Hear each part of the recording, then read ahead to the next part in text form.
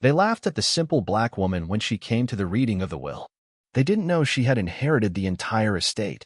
Alyssa Jordan stroked the fabric of her pale floral dress as she stood at the foot of the marble steps leading to the Lancaster estate. The house, located near Austin, Texas, with its tall columns and wrought iron gates, looked more like a courthouse than a private residence. She hadn't been here since Mr. Lancaster's funeral 3 weeks ago, and now she was back for the reading of his will. The dress she was wearing was her best outfit for many years. She had bought it for her sister's prom. But here, under the chandeliers at the entrance and surrounded by expensive cars, it seemed out of place. She looked down at her modest high-heeled shoes, which were already worn down at the toes. "Your name?" asked the white-haired butler in his starched uniform, barely looking up from his notepad. "Alyssa Jordan," she replied, trying to sound calm despite her nervousness. "I'm here for the reading of Mr. Lancaster's will." The butler looked her over and raised the corners of his mouth slightly. "Ah, his personal assistant, I presume?" Alyssa nodded. "Yes. 5 years." "Come in," he said curtly. As she entered the luxurious foyer, memories flooded back. Howard Lancaster's kind eyes, his quiet dignity, how he had always insisted she call him Mr. Lancaster, even when the others in the house treated her like a servant. She wasn't just his assistant. In the last year of his life, when cancer had robbed him of his strength, she had become his closest friend. She read to him, cared for him, and held his hand during his final nights. The living room was already full. White faces in designer suits and pearls. Lancaster's relatives. People who hadn't been around in his final days but had come now, full of anticipation and expectation. The whispering died down when Alyssa entered. Dozens of eyes turned toward her. A few more whispers followed. Well, said a voice by the fireplace. "It seems the servants have decided to join us." It was Nathan Lancaster, Howard's nephew. Tall, smug, with a glass of something amber in his hand. His voice carried across the room, causing laughter. Alyssa nodded politely. "Hello, Nathan. I didn't know we were serving refreshments," he added, glancing at her dress. "Or did someone forget to tell me there would be servants today?" "She's invited," came a voice from the doorway. Bradley Moore, the family's longtime lawyer, entered with a leather briefcase. At Mr. Lancaster's last request, Miss Jordan is to be present at the reading. She has every right to be here. Nathan rolled his eyes and muttered to his cousin Samantha Grant, "That must be nice. From maid to millionaire, maybe." Alyssa quietly sat down at the back of the room. Across the room, she noticed that the housekeeper, Rosa, nodded sympathetically to her. Rosa had worked for the Lancasters even longer. She knew the truth that Alyssa had been there when no one else was. Bradley cleared his throat, silencing everyone. "Now that everyone is here," he said, placing his briefcase on the table, "we will proceed with the reading of the last will and testament of Mr. Howard Lancaster." Alyssa folded her hands in her lap. She hadn't come for the money. She knew that Howard had already given her more than anyone else there, his trust. She had come because he had asked her to. Because she hadn't let him down when he was alive, and she wasn't about to start now. 5 years ago, Alyssa responded to a job posting on the bulletin board at her local grocery store. Personal assistant needed for retired businessman. Organizational skills required. She had just been laid off, was struggling financially, and was desperate. The moment she walked into Howard Lancaster's office, decorated with antique paintings and leather-bound books, she knew something was off. "Why should I hire you?" he asked, looking at her through his double-lensed glasses. "Because I'm not afraid to tell you when you're wrong," she replied, half-jokingly. To her surprise, he laughed, a full, warm, sincere laugh. Honesty. That's rare. He hired her on the spot. Over time, their working relationship deepened. He taught her about investing, politics, art. She helped him learn how to use his new smartphone. They drank coffee, shared opinions, spent quiet afternoons together. "You remind me of Caroline," he told her once, referring to his late wife. "She didn't let me miss a thing either." Alyssa smiled as she remembered those words. But the room she was sitting in was cold, and the stares she was getting were sharper than ever. She felt a quiet condemnation, not just because of her money or class. She was the only black woman in the room, and she had faced these looks before. They hadn't forgotten who she was, or what she looked like, or what role they thought she played in a white man's house. And soon she would learn that Howard Lancaster hadn't forgotten either. Bradley Moore adjusted his glasses and began. "Before we begin, I want to clarify that Mr. Lancaster was of sound mind when he made his will. It was reviewed by 2 independent doctors and certified by a notary public in 3 different jurisdictions. Alyssa felt the tension rise. Everyone around her held their breath, at least those who weren't smirking or rolling their eyes. She noticed that Nathan was looking at her again, his gaze sharp and calculating. Samantha whispered something to her brother behind his back, and Charles Grant, Samantha's father and Howard's brother-in-law, glanced impatiently at his gold Rolex watch. "Some of us have places to be," Charles said with an exaggerated sigh. "Let's not drag this out any longer than necessary." Bradley nodded professionally. "Of course. Let's begin." He opened the folder and began to read. "I, Howard Nathaniel Lancaster, being of sound mind and clear judgment, hereby declare that this is my last will and testament. I revoke all previous versions." While the formalities continued, Nathan leaned over to Alyssa again and lowered his voice. "I think he left you something small," he said with a forced smile. "Maybe a couple $100 or that ugly lamp from his office." Alyssa didn't respond.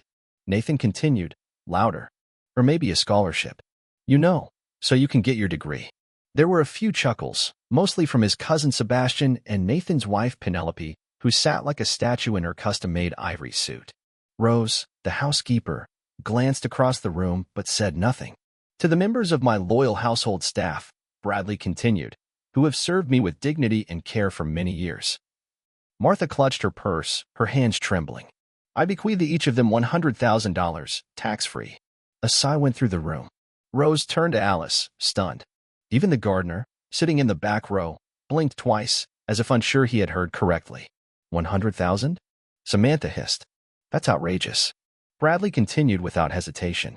"To my brother-in-law, Charles Grant, who has admired my collection of antique watches for many years, I bequeath that collection." Charles sat up straight. Then he froze. "The watches?" he asked. "That's all." Bradley didn't look up. "Yes, sir. That's all. To my niece, Samantha Grant, I bequeath my mother's jewelry collection and $50,000. Samantha gasped. 50,000? She repeated.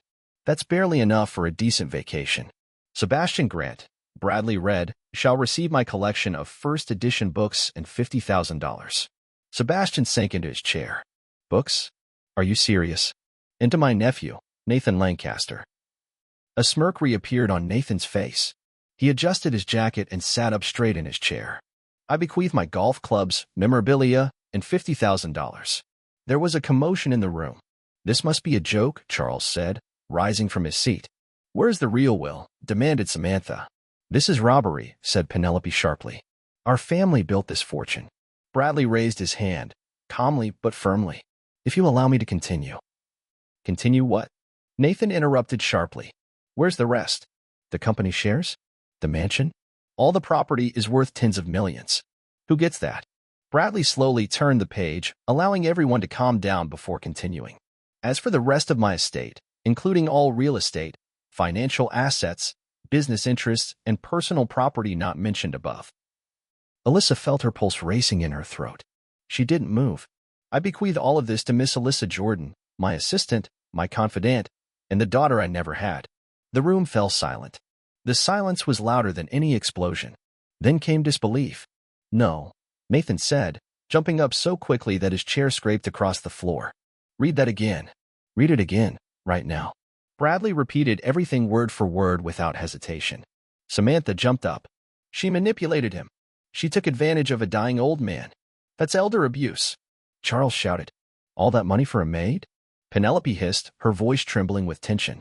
Alyssa sat motionless, barely breathing. Her hands clenched her knees. It seemed as if the floor had disappeared beneath her feet. She hadn't asked for this. She had never expected this. She was prepared to leave with nothing. "There's a letter," Bradley said calmly, pulling a second envelope from his briefcase. "Mr. Lancaster asked me to read it aloud if his decision was contested, which, as expected, has happened." He opened the letter and unfolded the pages. "To my family," Bradley read. "If you are hearing this, it means you disagree with my will. I am not surprised. Over the years, I have watched most of you show up only when it was convenient, when there was something to be gained. You never came to talk, only to ask for something. You never came to listen, only to complain." The room grew tense. "I wanted to believe in you.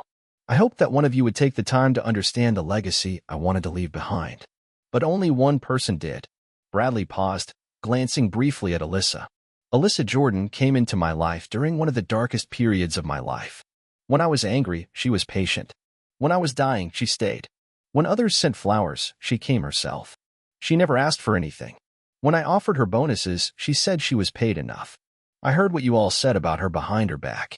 I saw the looks, the snide remarks, the unspoken judgments because of her background, the color of her skin, her place in this world. I saw the contempt hidden behind politeness. And I want to say one thing. She deserved what none of you ever bothered to give her. Bradley folded the letter neatly. This will is final. This decision is legally binding. There will be no changes. Richard's voice broke the silence like a whip. This isn't over, he growled, his face red and his jaw clenched. We'll fight this. Every letter. You think a few words from a dead man can stop us? Samantha clicked her heels sharply as she crossed the room and pointed at Alyssa. You deceived him. You played the role of the grieving companion. You fed him lies. How else could someone like you walk away with our inheritance? Alyssa remained seated, her face calm, though her chest burned. She felt dozens of eyes on her, some furious, others stunned. Bradley, still maintaining his composure, stared at the door. You can all go to court, but I must remind you that Mr. Lancaster anticipated this reaction. The will was registered in several jurisdictions, each of which was specifically chosen to exclude the influence of local politics. Any dispute will be heard by a neutral judicial panel in New York. In New York, Charles blurted out. That's ridiculous. It's clever, Bradley corrected him. He knew exactly who he was dealing with. Nathan leaned over the table, clenching his fists. She tricked him. Everyone here knows it. This woman, this girl, showed up 5 years ago and suddenly became his confidant? That doesn't happen unless something is going on. Something was going on, Rosa finally said in a firm, proud voice. She did what none of you would have done. She held his hand when he couldn't breathe. She stayed with him at night when the pain was so bad he couldn't scream. You think that's manipulation? Richard turned to her. You're just a maid, stay out of this. I'm not meddling, Rosa replied. Your meddling didn't get you here when he needed you. Sebastian snorted contemptuously, took the bottle from the sideboard, and poured himself a drink with a trembling hand. $47 million for a housekeeper's assistant. This isn't charity. It's madness. She's not a housekeeper, Bradley interrupted. She's a certified public accountant who used to work for a leading accounting firm. She left the field after layoffs and was hired by Mr. Lancaster not out of pity, but out of principle. She was too qualified. And yet she stayed. 5 years. Penelope crossed her arms and smiled contemptuously. I suppose now you'll say it's all thanks to her virtue. Bradley simply replied, sometimes it is. Victoria jumped to her feet. We'll ruin her reputation. By morning, it'll be in the press. Let's see how long your golden girl lasts when her story is all over the Texas blogs. Alyssa finally stood up, her voice even but firm. Do what you want. I know what I did. I know who I was to him. And I know what I meant to him. I can't say that about any of you. You think you're better than us now? Samantha asked, her voice full of rage. I think, Alyssa replied slowly, that Howard Lancaster saw something in me that none of you wanted to see. And now you understand that too, just a little too late. Bradley shouted over the growing noise of protest. The reading is over. You will be contacted regarding individual wills. Miss Jordan, please stay. We need to review some documents privately. The relatives began to disperse, some casting angry glances, others already taking out their phones and whispering about lawyers. Richard lingered longer than anyone else, his expression unreadable. Then he turned and left without saying a word. As soon as the door closed, an ominous silence fell over the room. Bradley opened a drawer in his briefcase and handed Alyssa a sealed envelope. He left this for you. He said it was for you, and no one else in this room. Alyssa took the envelope with trembling fingers. She turned it over and recognized the neat handwriting. Slowly opening the letter, she began to read. My dear Alyssa, the letter began, by now you know of my decision. I can imagine how shocked you must be.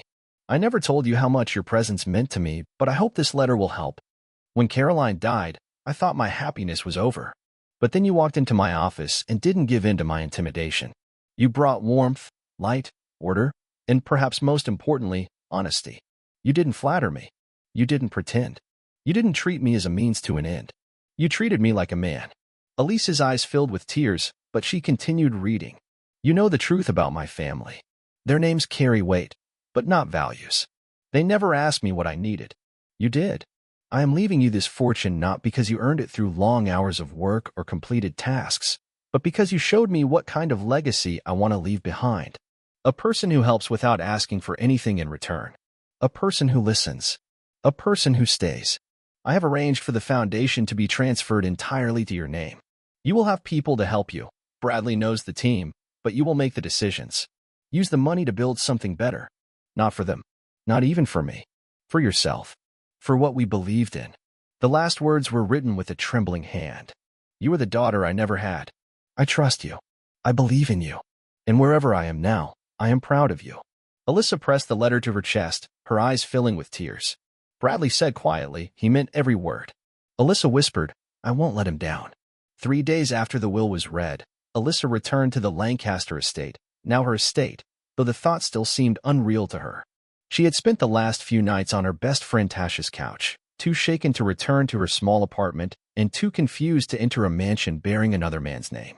When she finally pulled up the driveway in her scratched-up compact car, she saw it, Nathan's black BMW, arrogantly parked at the front steps, the engine still warm. Her stomach clenched. She wasn't ready for this. She wasn't ready for any of this. But she got out of the car, lifted her chin, and walked toward the door. Rose met her in the foyer with a tight smile. They're waiting in the office, she said quietly. Him, Samantha, and the lawyer. They've been here for an hour. Alyssa nodded. Thanks, Rose. When she opened the office door, Nathan was already sitting at the desk, Howard's desk, as if it were his birthright. Samantha sat to his left, her legs crossed, her eyebrows furrowed, and across from them sat a tall white man in a dark blue suit with his hair slicked back and an open briefcase next to him. The room smelled of privilege and espresso. Miss Jordan, the lawyer said, standing up to greet her with a professional nod. My name is Julian Barnes. I represent the Lancaster family. I don't recall requesting a meeting, Alyssa replied, remaining at the door. Barnes pointed to an empty chair across from him. It's just a conversation.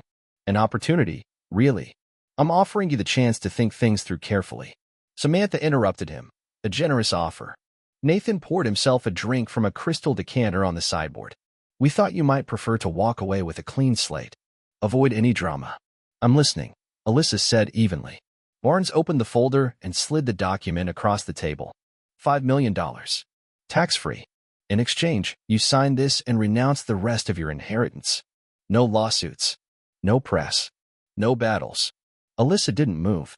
Bradley told you that the will cannot be revoked. Barnes smiled politely. Nothing is unbreakable in court, especially when influential people are involved. We'll prove that this was emotional manipulation, that Mr. Lancaster was not in his right mind. The case could drag on for years, years during which the inheritance will be frozen. You won't be able to touch a cent. No work at the foundation. No access. Just endless paperwork and testimony. Nathan leaned forward. And every detail of your time with him, every conversation, every late night, every friendly touch, will be dragged out in court. And in the media. Samantha added, you may be clean, but the public doesn't care. The public sees what it wants to see. A black woman. An old white man. You think that's going to play in your favor? Alyssa clenched her jaw, but kept her tone even. So this is a threat. This is negotiation, Barnes corrected. $5 million is more than generous. And it will allow everyone to walk away with their honor intact. Alyssa looked at each of them. At the greed in Nathan's eyes. At the quiet contempt in Samantha's eyes. At the smug, powerful expression on Barnes' face. Then she said, no. Samantha's expression changed. Samantha was stunned. Excuse me. I heard you very well, Alyssa said. I won't take your money. Howard trusted me. He knew exactly what he was doing. And I won't betray his trust to make your life easier. Nathan raised his voice. You don't understand the hell we can bring down on you. I understand that you were never close to him, she replied sharply. I was. And I'll fight if I have to. Barnes sighed and closed the folder. So be it. You'll regret this, Nathan said, jumping up so quickly that he knocked over his glass. When we're done with you, you'll wish you'd stayed in your little apartment and left us alone. Alyssa looked at him calmly but firmly. Howard was worth 10 of you, Nathan. And nothing you do will ever bring him back. They left without saying a word, but when the door slammed behind them, Alyssa knew this was only the beginning. That evening, the first headlines appeared. Maid becomes heiress in shocking Texas inheritance dispute. Family claims manipulation and demands investigation. Alyssa Jordan, saint or schemer? Photos of her old apartment appeared online. Her college grades. Details of her father's arrest. Her Facebook photos from 10 years ago were suddenly being analyzed like state secrets. Tasha called her in tears. "Girl, they're going to destroy you." But Alyssa didn't flinch. The next morning, she met with Bradley and began studying the Foundation's documents. She spent her nights reading books that Howard had once annotated, trying to understand his every decision. She spoke to his former advisors not as a girl who had stumbled upon money, but as a woman determined to honor what he believed in. A week later, something unexpected happened. A letter arrived from the probate court. The judge had reviewed the family's initial claim and rejected it. Frivolous, groundless, dismissed. For the first time in several days, Alyssa breathed. She looked out the window of the estate, which still didn't feel like home, and whispered, "We've only just begun, Howard." After the court rejected the initial claim, Alyssa stood behind a long oak table at Lancaster Foundation headquarters, surrounded by financial advisors, program directors, and Bradley. The marble floors echoed her voice as she told them about her first strategic plan, which was displayed on a large screen behind her. "We can restructure our grant model," she explained, pointing to the screen, "and increase scholarship funding by 30% without touching the principal." Some board members nodded cautiously, others exchanged glances. Finally, Dr. Marjorie Blake, an elderly black woman with a calm voice and piercing eyes, spoke up. "Miss Jordan, I must say that this is the most focused plan we've seen in years." "Thank you," Alyssa replied. Howard believed in scale. "I believe in results." When the meeting ended, Bradley took her aside. "I thought you should know," he said, lowering his voice. "The family has filed a second petition, different judge, new arguments, but same intent." Alyssa sighed. "How bad is it?" "It won't last. They're losing money. Their lawyer has filed 2 motions for extension just to delay the hearing. That means they're afraid. That means you're winning." Later that day, Alyssa returned to the estate and found Rose at the door. "There's a visitor in the living room," she said quietly. "One person. No lawyer." Alyssa frowned. Entering the room, she froze. Samantha Grant sat on the velvet sofa, dressed simply, her usually stern features softened. She stood awkwardly as Alyssa approached. "I don't have much time," Samantha said quickly. "But I had to say something." Alyssa didn't sit down. "Then speak." Samantha turned away, then looked back at her. "I'm withdrawing from the case. You won't hear another word from me." Alyssa blinked. "Why?" "Because he was right," Samantha muttered.